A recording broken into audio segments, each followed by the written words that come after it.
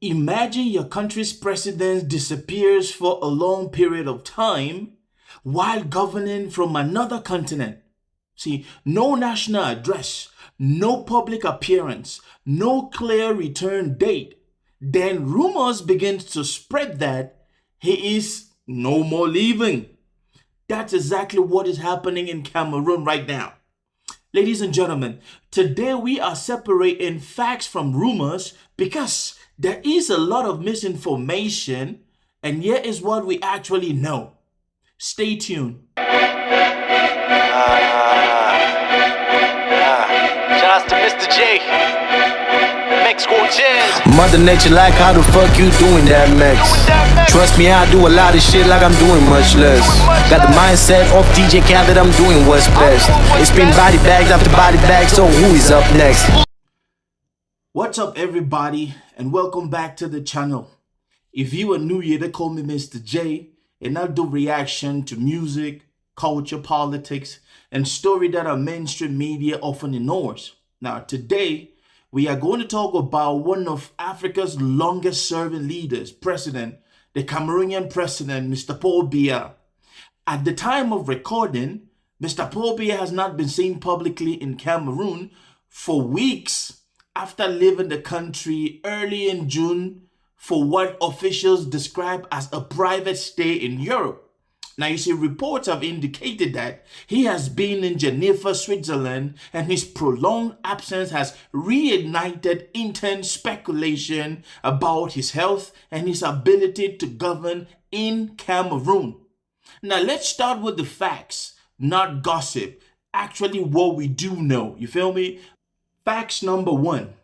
Mr. Paul Biya is 93 years old, and he has been president of Cameroon since 1982. That's more than 4 decades in power. He is also one of the world's longest serving heads of states. Facts number two. He left Cameroon early in June for Europe. More than 40 days later, he still has not returned to Cameroon, according to multiple reports. Now, if you ask me, as a president of a country, that is a long time to be away from your country. Now, government officials in Cameroon have not yet provided a clear timetable for when President Paul Biya is going to return to Cameroon. And as we speak right now, we actually do not know how Cameroon is being governed. But hey, it's just what it is. Facts number three. Rumors have it that Mr. Paul Biya has died. Now, these rumors have been circulating heavily across social media, of course, from Cameroonians living in the diaspora and some Cameroonians living in Cameroon. Now, this is not the first time that rumors have circulated saying that Mr. Paul Biya is dead. However, as of this moment that I'm speaking, there is no verified evidence confirming that President Paul Biya is no longer living. See, the Cameroonian government has publicly denied reports that he was hospitalized and insists that he is alive and in good health. Without official confirmation or credible evidence, it is inaccurate to state that he has died. Let me get this clear. I am not saying that he is dead because I know how these folks operate. Now, this is the big issue. Now, here's where the conversation gets really interesting because Mr. Paul Biya extended stays in Europe are nothing new. This man always goes and disappears and then comes back because for years he has been known to spend long periods, often in Switzerland, while remaining Cameroonian's president. Don't ask me how that works. But you see, these trips have repeatedly raised questions about the governance, transparency, and the presidential accountability because even before this latest absence, President Biya has developed a reputation for governing while spending significant time abroad, leading many critics to describe it as ruling the country remotely. Just like remote workers and nomad workers do. You see, some Cameroonians joke that the presidency looks like a remote job for Mr. Paul Biya. Now, that is a political opinion, not a proven facts. But it reflects a long-running public criticism that the country's leaders often govern while outside of Cameroon. Now, I don't know how this man still remains as the president of that country, but hey, it is what he has been doing. Now, this is how the opposition are reacting to to this. You see, Cameroon has an opposition that has always taken swipe at this type of situation, because opposition leaders say the president's prolonged absence has created what they describe as an institutional vacuum. And if you ask me, that might be true, because some have called for constitutional procedures to determine whether the president is temporary or permanently unable to carry out his duties. And at that age, I'm thinking that a 93-year-old man is already worn out mentally to do a whole lot of things. Others have demanded greatest transparency from the government regarding his health and his whereabouts. And if you know anything like this ruling party in Cameroon, that is never going to come forward. Now, I'm going to tell you why this matters, okay? This isn't just about one man. This is about a country. You see, Cameroon is facing serious national challenges.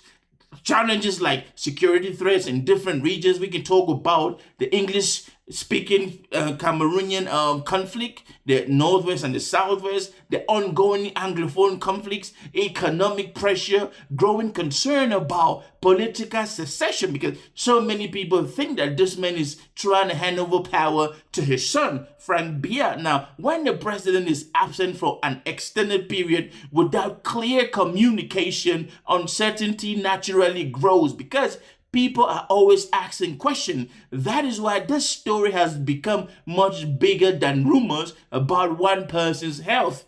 Now, this is my final thought for everything that is going on. Here is my position.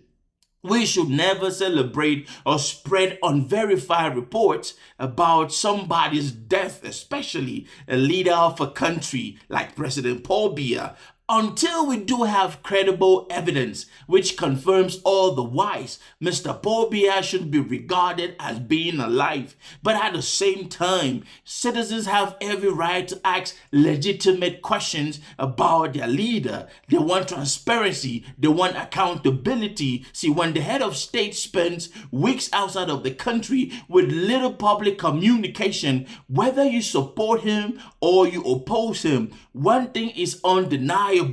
People want to know exactly where their leaders are, and Cameroon deserves some clarity. Now, if you ask Mr. J, I will say this: whether this man is alive or not, the presidency should have a way to send out tweets. Do you know that so many countries around the world, presidencies, they post messages through tweets? We need to see that with this presidency. Now, what do you think about this?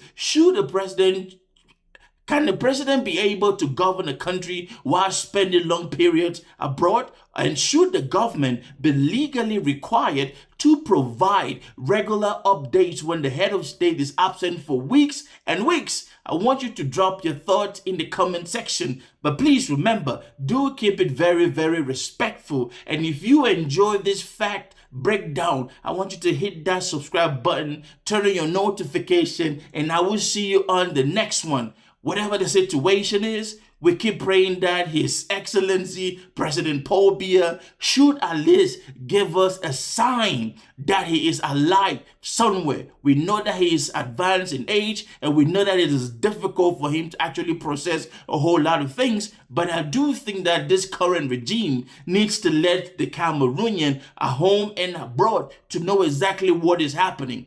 That is my time. You stay blessed, and I'll see you on the next one. Peace.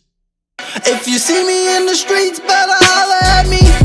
Seeking for a beat, throw them dollars at me. I don't like defeat, take that away from me. You tryna be like me, you couldn't handle my story. But we gon' let you know, we gon' let you know. We gon' let you know, we gon' let you know.